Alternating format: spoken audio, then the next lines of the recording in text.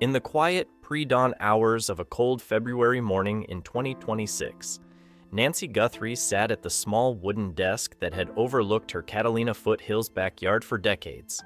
The burnt adobe house near Campbell Avenue and Skyline Drive in Tucson had been her refuge through joy and heartbreak alike. At 84, her hands trembled slightly, not from fear, but from age and the weight of what she felt compelled to write. This was not routine correspondence. It was deeply personal, written to her youngest daughter, Savannah Guthrie, the familiar face of today. "My dearest Savannah," she began, confessing that strength had sometimes been a mask.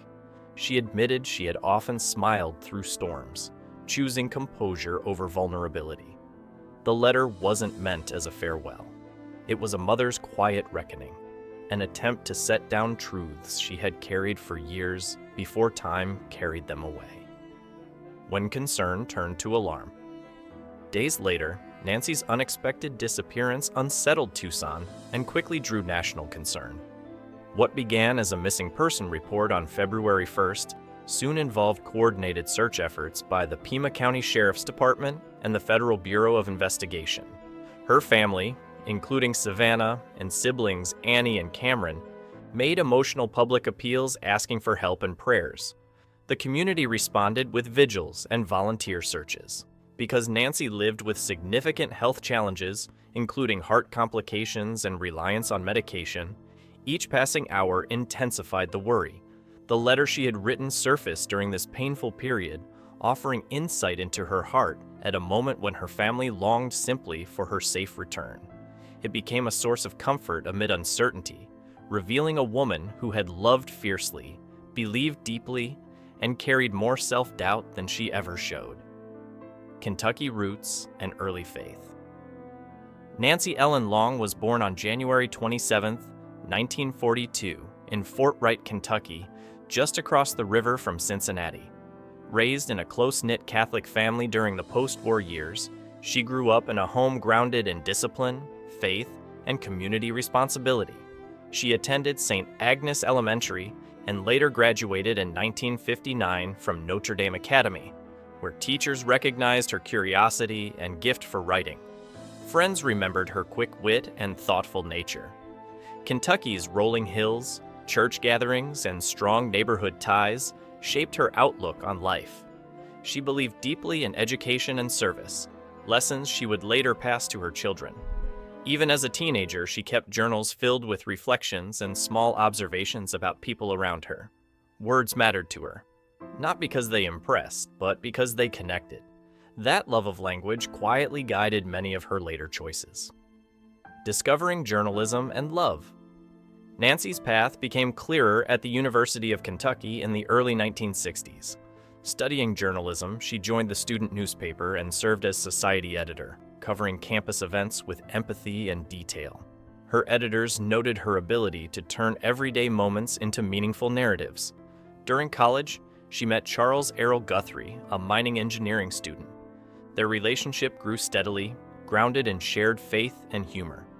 They married on December 28, 1963, beginning a partnership that would carry them across states and even continents. Nancy valued both her education and her role as a wife and future mother. She believed women could pursue intellect and family with equal dignity. Her degree represented independence, yet she embraced marriage wholeheartedly, seeing it not as limitation, but as collaboration in building a life. Building a family across oceans. In 1971, while living in Melbourne, Australia, Nancy gave birth to Savannah. 2 years later, the Guthries relocated to Tucson, Arizona, settling into the adobe home that would become the heart of their family story. Surrounded by desert landscapes and mountain light, Nancy devoted herself to raising Annie, Cameron, and Savannah. Faith was central in their household. Church attendance and prayer shaped daily rhythms. Friends recall her organizing neighborhood gatherings, volunteering at school functions, and welcoming newcomers warmly. Life felt stable and hopeful, until tragedy struck in 1988 when Charles died unexpectedly of a heart attack at 49.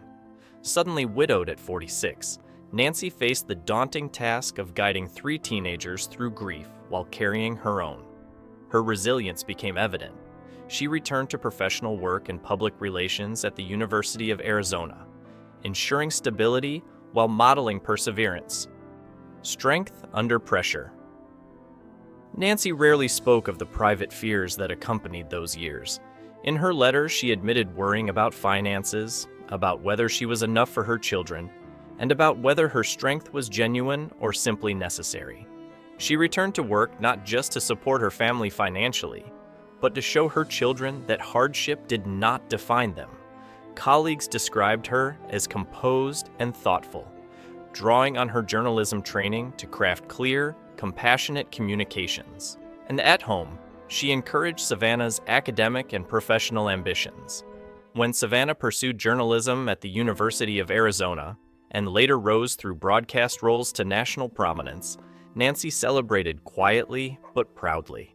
She saw in her daughter the confidence she sometimes felt she lacked. Yet, beneath her encouragement lingered a mother's familiar doubt, wondering if she had been too hard on herself in trying to hold everything together. Faith, grandchildren, and honest reflection. In later years, Nancy found joy in grandmotherhood, cherishing time with Savannah's children and staying connected through phone calls and visits. Age, however, brought health challenges that limited her independence. Even then, she rarely complained. Her letter revealed what she had kept private: fear about her declining strength, concern about burdening her busy children, and regret that she had equated endurance with silence. She wrote that she wished she had been gentler with herself, acknowledging that faith did not require pretending to be unbreakable. Most tenderly, she expressed gratitude for the evolving friendship she shared with Savannah. Their bond, she wrote, had grown richer through shared understanding of loss and responsibility. If the letter were ever read publicly, she hoped to be remembered as genuine and kind, a woman who valued integrity over recognition. A legacy of quiet influence. When Savannah later shared portions of her mother's reflections on Today, her voice carried both sorrow and gratitude. The letter did not sensationalize Nancy's life, it illuminated it. Tucson mourned a neighbor known for compassion and steadiness.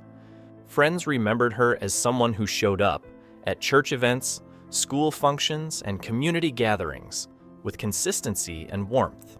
Her story stretched from Kentucky's river towns to Arizona's desert sunsets, bound together by faith and family devotion. Ultimately, Nancy's legacy rests not in headlines, but in the character she modeled. She demonstrated that resilience can coexist with vulnerability, that faith includes honesty, and that kindness often outlives acclaim. Through her final written words, she offered her children not just memories, but permission to speak openly, to forgive themselves, and to live fully without mistaking silence for strength.